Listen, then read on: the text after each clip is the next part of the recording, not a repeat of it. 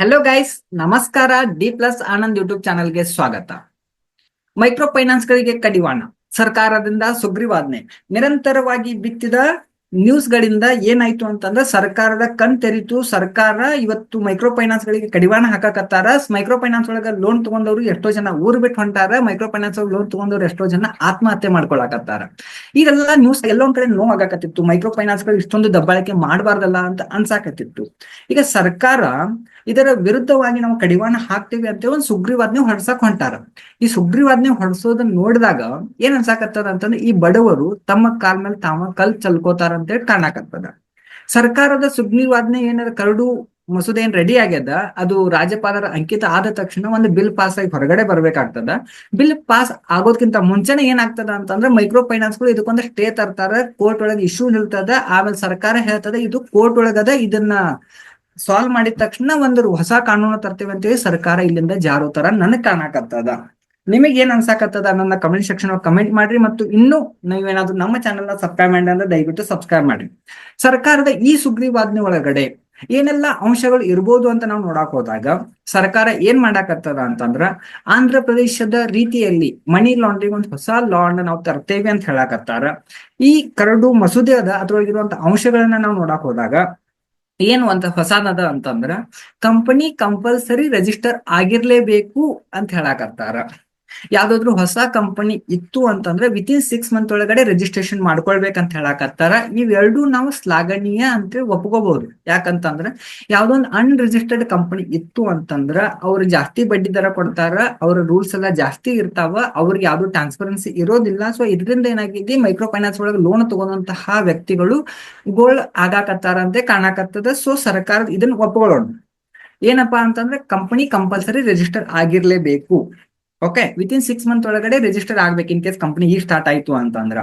ಆಮೇಲೆ ನಾವ್ ಎಷ್ಟು ಬಡ್ಡಿ ದರಕ್ಕೆ ಸಾಲ ಕೊಡಾಕತ್ತೀವಿ, ಎಷ್ಟು ಟೆನ್ಯೂರ್ ಕೊಡಾಕತ್ತೀವಿ, ಇದ್ರ ಬಗ್ಗೆ ಟ್ರಾನ್ಸ್ಪರೆನ್ಸಿ ಇರ್ಬೇಕು ಅಂತ ಸರ್ಕಾರ ಹೇಳಾಕತ್ತದ. ಇದನ್ನು ಒಪ್ಕೊಳ್ಳೋಣ. ಆಮೇಲೆ ಈ ಕಂಪನಿಗಳು ಏನದಾವಲ್ಲ, RBI ರೂಲ್ಸ್ ಅಂಡ್ ರೆಗ್ಯುಲೇಷನ್ ಒಳಗಡೆ ಕೆಲಸ ಮಾಡ್ಬೇಕು, ಇದನ್ನ ಹೊರಗಡೆ ಹೋಗಿ ಕೆಲಸ ಮಾಡುವಂಗಿಲ್ಲ ಅಂತ ಸರ್ಕಾರ ಹೇಳುವಂತ ಚಾನ್ಸ್ ಕಾಣಕತ್ತದ. ಅದಾದ ತಕ್ಷಣ ಯಾವ್ದೋ ಒಂದು ರಿಕವರಿ ಏಜೆಂಟ್ ಏನದಾನಲ್ಲ, ಮನಿಗ್ ಹೋದ್ರು ಸಹ ಎಲ್ಲಿವರೆಗೂ ಹೋಗ್ಬೋದು ಅಂತಂದ್ರೆ ಸಂಜೆ 6 ಗಂಟೆವರೆಗೂ ಮಾತ್ರ ಹೋಗ್ಬೇಕು, 6 ಗಂಟೆ ಮೇಲೆ ಹೋಗುವಂಗಿಲ್ಲ ಅಂತ ಸರ್ಕಾರ ಹೇಳಾಕತ್ತಾರ. ಆಮೇಲೆ RBI ರೂಲ್ಸ್ ಪ್ರಕಾರ ಇದೇನು ಮೈಕ್ರೋ ಫೈನಾನ್ಸ್ ಅದಲ್ಲ, 17.5% ಇಂದ ಹೆಚ್ಚಿನ ಲೋನ್ ಕೊಡುವಂಗಿಲ್ಲ ಅಂತ ಸರ್ಕಾರ ಹೇಳಾಕತ್ತದ. ಆಮೇಲೆ ಪೊಲೀಸರಿಗೆ ಯಾವ ಅಧಿಕಾರ ಕೊಡಾಕತ್ತಾರ ಅಂತಂದ್ರೆ ಈ ಮೈಕ್ರೋ ಫೈನಾನ್ಸ್ ಗಳನ್ನ ಸೀಸ್ ಮಾಡ್ಬೋದು, ಸರ್ಚ್ ಮಾಡುವಂತಹ ಅಧಿಕಾರವನ್ನ ಪೊಲೀಸರಿಗೆ ಡೈರೆಕ್ಟ್ ಆಗಿ ಕೊಡಾಕತ್ತಾರ. ಯಾವ್ದೋ ಒಂದು ಕಂಪನಿ ಅನ್ರಿಜಿಸ್ಟರ್ಡ್ ಇತ್ತು ಅಂತಂದ್ರ ಅವರು ಲೋನ್ ಕೊಡೋ ಹಂಗಿಲ್ಲ, ಮತ್ತವ್ರ ಲೋನ್ ನ ರಿಕವರಿನೂ ಮಾಡುವಂಗಿಲ್ಲ ಅಂತ ಸರ್ಕಾರ ಹೇಳಾಕತ್ತಾರ. ಇದೆಲ್ಲ ಕಾನೂನುಗಳೇನದಾವ, ಇವೆಲ್ಲ ರೂಲ್ಸ್ಗಳೇನದಾವ, ಇದನ್ನ ಯಾರಾದ್ರೂ ಮೀರಿದ್ರ ಕನಿಷ್ಠ 6 ತಿಂಗಳ ಜೈಲು, ಗರಿಷ್ಠ 3 ವರ್ಷಗಳ ಜೈಲು ಅಂತ ಕೆಲಸ ಸರ್ಕಾರ ಹೇಳಾಕತ್ತದ. ಅಂದ್ರೆ ಏನಂತಂದ್ರೆ ನಿಮ್ಮನಿಗೆ ಅದೊಂದು ರಿಕವರಿ ಏಜೆಂಟ್ ರಾತ್ರಿ 10 ಗಂಟೆಗೆ ಬಂದ ಅಂತಂದ್ರೆ ಅವ್ರ ಮೇಲೆ ನೀವು ಕಠಿಣ ಕ್ರಮ ತಗೊಳ್ಳಿ ಅಂತ ಪೊಲೀಸರಿಗೆ ಕಂಪ್ಲೇಂಟ್ ಮಾಡಬಹುದು ಅಂತ. ಯಾವ್ದೊಂದು ಕಂಪನಿ ನಿಮಗೆ ಅನ್ರಿಜಿಸ್ಟರ್ಡ್ ಇರುವಂತ ಕಂಪನಿ ನಿಮ್ಗೆ ಲೋನ್ ಕೊಟ್ಟಿತ್ತು ಅಂತಂದ್ರೆ ಅವ್ರ ವಿರುದ್ಧ ನೀವು ಕಂಪ್ಲೇಂಟ್ ಮಾಡಬಹುದು. ಅವಾಗ ಸರ್ಕಾರ ಅಥವಾ ಈ ಪೊಲೀಸರು ಏನದಾರ ಅವ್ರ ಮೇಲೆ ಕಠಿಣ ಕ್ರಮವನ್ನ ತಗೊಳ್ಳುವಂತಹ ಚಾನ್ಸ್ ಅದ ಅಂತ ಸರ್ಕಾರ ಹೇಳಾಕತ್ತಾರ. ಓಕೆ, ಇದೆಲ್ಲ ರೂಲ್ಸ್ ಎಲ್ಲದ ಅಂದ್ರೆ ಇನ್ನು ಮುಂದೆ ಬರುವಂತಹ ಕಂಪನಿಗಳಿಗೆ ಮುಂದೆ ಕೊಡುವಂತಹ ಸಾಲ ಕೇಳಾಕತ್ತಾರ. ಇನ್ನೊಂದ್ ಏನದ ಅಂತಂದ್ರೆ ಒಬ್ಬ ವ್ಯಕ್ತಿ 2ಕ್ಕಿಂತ ಹೆಚ್ಚು ಸಂಸ್ಥೆಗಳಲ್ಲಿ ಸಾಲ ಪಡೆಯೋಂಗಿಲ್ಲ ಮತ್ತು 2 ಲಕ್ಷಕ್ಕಿಂತ ಜಾಸ್ತಿಯ ಸಾಲ ಪಡೆಯೋಂಗಿಲ್ಲ ಅಂತ ಸರ್ಕಾರ ಏನಾದ್ರು ಆದೇಶ ಹೊರಡಿಸಿತ್ತು ಅಂತಂದ್ರ ಅದ್ ಎಲ್ಲಿ ಅಪ್ಲಿಕೇಶನ್ ಆಗ್ತದ ಅಂದ್ರೆ ನೆಕ್ಸ್ಟ್ ತಗೋಂತ ಸಾಲಕ್ಕೆ ಅಪ್ಲಿಕೇಶನ್ ಆಗ್ತದ. ಸೊ ಈಗ ತಗೊಂಡಿರುವ ಸಾಲಕ್ಕ ಮರುಪಾವತಿ ಮಾಡ್ಬೇಕು ಮಾಡ್ಬಾರ್ದು ಅನ್ನೋದು ಈ ಸುಗ್ರೀವಾಜ್ಞೆಗಳು ಇಲ್ಲ ಅನ್ನೋ ತರ ಕಾಣಕತ್ತದ. ಸೊ ಏನಾಗ್ಯದ ಅಂತಂದ್ರೆ ಒಂದ್ ಇಶ್ಯೂ ಸಣ್ಣ ಇರ್ತದ, ಅದನ್ನ ಬೇರೆ ಕಡೆ ದೊಡ್ಡ ಇಶ್ಯೂ ತೋರಿಸಿ ನಾವು ದೊಡ್ಡ ಇಶ್ಯೂ ಕಡೆ ಫೋಕಸ್ ಮಾಡಿದ್ರೆ ಸಣ್ಣ ಇಶ್ಯೂನು ಮರೆತು ಬಿಡ್ತೇವಿ. ಈಗ ತಗೊಂಡಿರುವ ಸಾಲಕ್ಕ ಈಗ ಯಾರೆಲ್ಲ ಊರ್ ಬಿಟ್ಟು ಹೋಗಿದಾರ ಅವ್ರ ಸಾಲ ಮನ್ನಾ ಆಗ್ತದ ಏನ, ಯಾರು ಆತ್ಮಹತ್ಯೆ ಮಾಡ್ಕೊಂಡಾರಲ್ಲ ಅವ್ರ ಸಾಲ ಮನ್ನಾ ಆಗ್ತದ ಏನ, ಇದರ ಬಗ್ಗೆ ಸರ್ಕಾರ ಮಾತಾಡ್ಬೇಕಿತ್ತು, ಆದ್ರೆ ಮಾತಾಡಕ್ ಹೊಂಟಿಲ್ಲ. ಈ ಮೈಕ್ರೋ ಫೈನಾನ್ಸ್ ಗಳು ಯಾಕೆ ಬಂದು, ಅದಕ್ಕೆ ಯಾಕೆ ಅಪ್ರೂವ್ ಆಯ್ತು, ಅದು ಯಾಕೆ ರೆಡಿ ಆದೋ ಅನ್ನೋದು ತಿಳ್ಕೊಳ್ಳೋದು ಬಹಳ ಇಂಪಾರ್ಟೆಂಟ್ ಆಗ್ತದೆ. ಏನು ಮೈಕ್ರೋ ಫೈನಾನ್ಸ್ ಅಂತಂದ್ರೆ ಒಂದು ಬ್ಯಾಂಕ್ ಏನ್ ಮಾಡ್ತಿತ್ತು ಅಂತಂದ್ರೆ ಒಂದು ಚಲೋ ಡಾಕ್ಯುಮೆಂಟ್ ಇರುವಂತವ್ರಿಗೆ ಲೋನ್ ಕೊಡ್ತಿತ್ತು. ಅವರಿಗೆ ಯಾರಿಗೆ ಬ್ಯಾಂಕಿನ ಜೊತೆ ವ್ಯವಹಾರವನ್ನ ನಡ್ಸಕ್ ಆಗೋದಿಲ್ಲ, ಬ್ಯಾಂಕಿಗೆ ಬೇಕಾದಂತ ಡಾಕ್ಯುಮೆಂಟ್ಗಳನ್ನ ಕಡೆ ಕೊಡಕ್ ಸಾಧ್ಯ ಇಲ್ಲ ಅನ್ನೋರಿಗೆ ತುರ್ತು ಪರಿಸ್ಥಿತಿ ಒಳಗೆ ಹಣ ಬೇಕಾದಾಗ ಅವರಿಗೆ ಆರ್ಥಿಕ ನೆರವು ಕೊಡುವಂತ ಸಂಸ್ಥೆಗಳು ಏನು ಇವು ಮೈಕ್ರೋ ಫೈನಾನ್ಸ್ಗೂ ರೆಡಿ ಆದವು. ಫಾರ್ ಎಕ್ಸಾಂಪಲ್ ಹಂಗ ತಿಳ್ಕೊಳ್ಳೋಣ, ನಮ್ಮ ಮನೆಯೊಳಗೆ ಏನೋ ಒಂದು ಕೆಟ್ಟ ಆಗ್ತದ, ನಂಗೆ ಇಮಿಡಿಯೇಟ್ ಆಗಿ ಒಂದು 10,000 20,000 ರೂಪಾಯಿ ಬೇಕಾಗ್ತದ.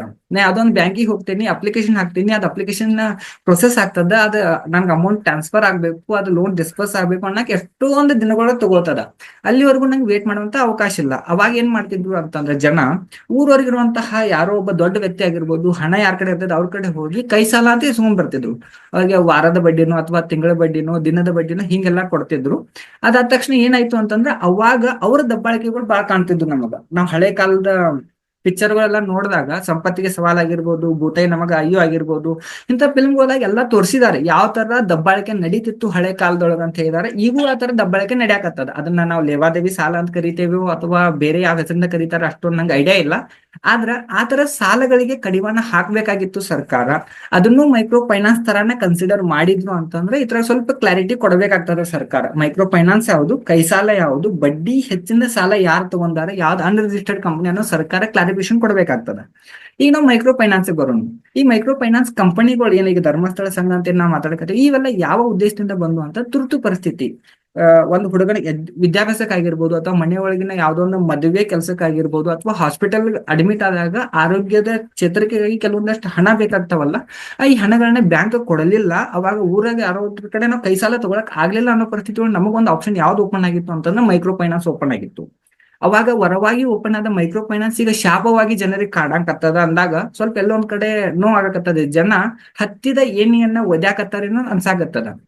ಯಾಕಂದ್ರ ಈಗೂ 95% ಅಷ್ಟು ಜನ ಏನದಾರ ಅಂತಂದ್ರೆ ಮೈಕ್ರೋ ಫೈನಾನ್ಸ್ ಲೋನ್ ಮ್ಯಾಗ ಡಿಪೆಂಡ್ ಅದಾರ. ಈಗ ಯಾರೋ ಒಂದು 5% ಜನ ಲೋನ್ ಡಿಫಾಲ್ಟ್ ಆಗಿದಾರ, ಅವ್ರು ಊರ್ ಬಿಟ್ಟು ಹೋಗಿದಾರ ಅನ್ನೋ ಕಾರಣಕ್ಕಾಗಿ ಈ ನಾಳೆ 95% ಜನ ಏನಿದಾರಲ್ಲ ಇವ್ರಿಗೆ ನಾಳಿಂದ ಲೋನ್ ಯಾರು ಕೊಡ್ತಾರ ಅನ್ನೋ ದೊಡ್ಡ ಕ್ವಶನ್ ಕಾಡಾಕತ್ತದ. ಓಕೆ, ಈಗ ಸರ್ಕಾರದ ಈ ಸುಗ್ರೀವಾಜ್ಞೆಗಳನ್ನ ನೋಡಕ್ ಹೋದಾಗ ಕಂಪಲ್ಸರಿ ರಿಜಿಸ್ಟರ್ ಆಗಿರ್ಲೇಬೇಕು. ಓಕೆ, ಒಪ್ಕೊಳ್ಳೋಣ, ಗ್ರೇಟ್ ನ್ಯೂಸ್.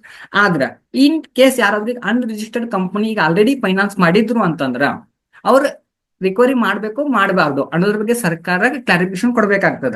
ಈಗ ಅನ್ರಿಜಿಸ್ಟರ್ಡ್ ಕಂಪನಿ ಏನಾದ್ರು ಲೋನ್ ಕೊಟ್ಟಿದ್ರ, ಸರ್ಕಾರಕ್ಕೆ ಅಷ್ಟೊಂದು ಬಡವರ ಮೇಲಿನ ಕಾಳಜಿ ಇದ್ರ, ಅನ್ರಿಜಿಸ್ಟರ್ಡ್ ಕಂಪನಿ ಕಡೆ ಯಾರು ಲೋನ್ ತಗೊಂಡ್ರಿ ಆ ಎಲ್ಲಾ ಲೋನ್ಗಳ ಮನ್ನ ನಿಮ್ಗೆ ಯಾರಾದ್ರೂ ಮನೆವರೆಗೂ ಬಂದು ನಿಮ್ಗೆ ಯಾರೋ ಕಿರುಕುಳ ಕೊಟ್ರ ಅದನ್ನ ಸರ್ಕಾರ ನೋಡ್ಕೋತದ ಅನ್ನೋದೊಂದು ಕಾನೂನ ಸರ್ಕಾರ ತಂದ್ರ ಬಡವರಿಗೆ ಬಾಳ ಹೆಲ್ಪ್ ಆಗ್ತದ.